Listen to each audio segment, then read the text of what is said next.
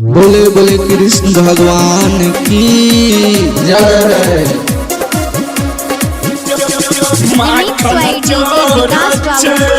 मुस्कान recording studio.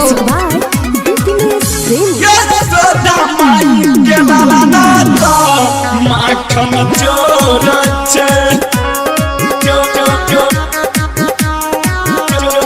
माखन चोर वृंदावन के गूंज गली में घर घर शोर भैया। वृंदावन के गूंज गली में घर घर शोर यशोदा माई के लाला तो माखन चोर यजबती माई के लाला तो माखन चोर माखन चोर मुस्कान रिकॉर्डिंग स्टूडियो। क्या नाम है आपका? रिमिक्स बाय डीजे विकास बाबू। माखन चोर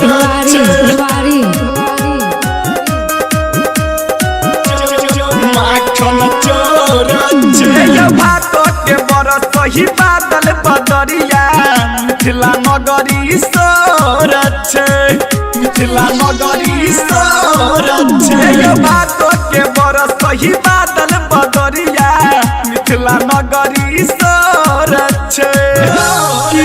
पूछे राधा कृष्णा कारी की गोर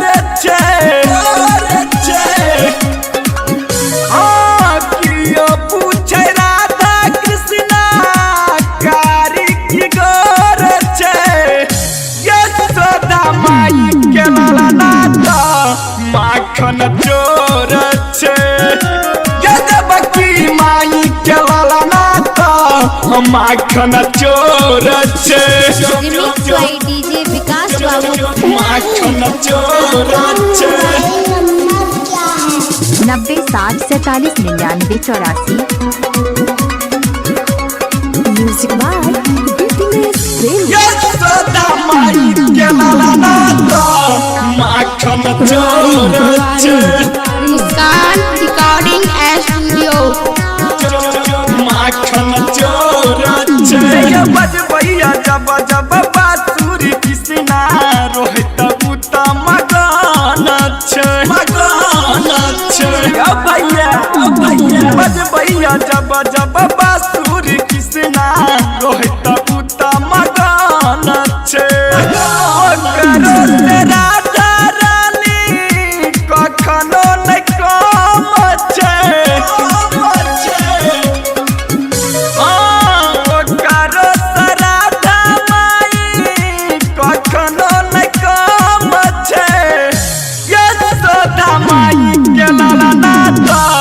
माखन चोर यशोदा माई के लाला तो माखन चोर मुस्कान रिकॉर्डिंग स्टूडियो।